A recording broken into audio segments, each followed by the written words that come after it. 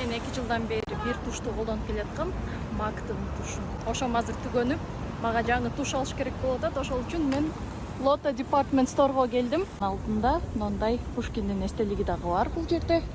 Орусча стихотворениясы менен. Ылдый жагына түшсөм, сразу эле бул жерде Chanel бар экен.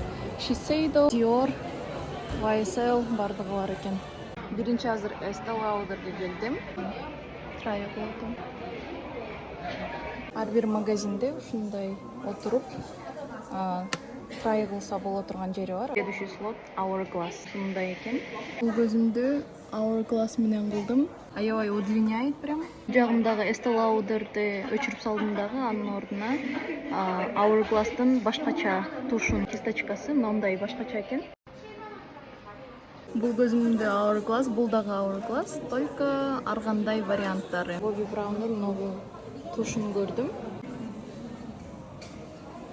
Азыр Armani'ге келдим и бул жактан бул тушун көрөйүн деп атам.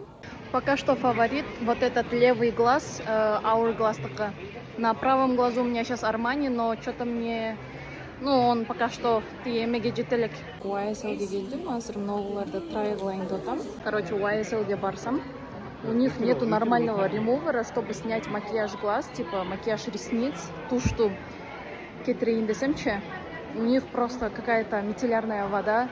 А так как я до этого в магазинах, например, в Armani и не в Armani, наносила waterproof тушь. Блин, на каком языке я вообще разговариваю? Ну ладно, я waterproof наносила. Конечно, тяжело снимать этот макияж без масляного какого-то ремувера. Hourglass'ты өчүрдүм. Бул жагыма азыр Chanel'ди. Chanel'дин аппликатору жактым мага моундай. Бул жагым получается Chanel, бул жагым YSL. YSL'дыки жакшыраак жагып атат мага, и Hourglass'тыкы да жакшынакай болчу.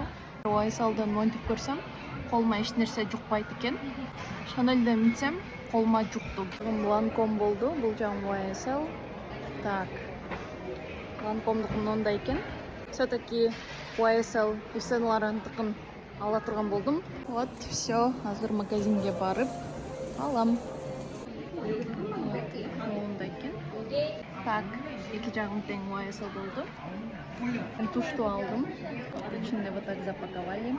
YSLге келсем, башка бир консультант, ой, такое сладкое. Аз мындай подводканы көрөйүн деп атам. Другая подводка, мындай карандаш экен. Заточила. Так, мындай стрелка кылдым. Мен губной бальзамым Гулиза деп жазылган.